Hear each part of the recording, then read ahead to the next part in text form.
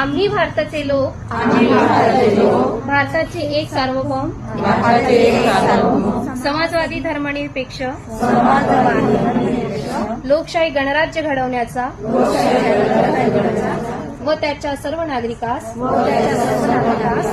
सामाजिक आर्थिक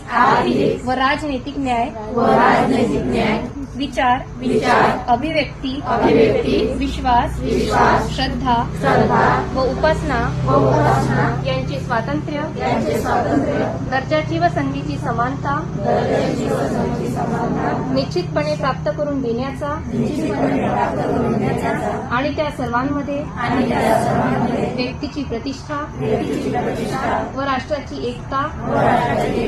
आणि एकात्मता यांचे आश्वासन देणारी बंधुता प्रवर्धित करण्याचा संकल्पपूर्वक निर्धार करून आमच्या संविधान सभेत आज दिनांक 26 नोव्हेंबर 1949 रोजी याद्वारे हे संविधान अंगीकृत आणि अधिनियमित करून स्वतः अर्पण करत आहोत.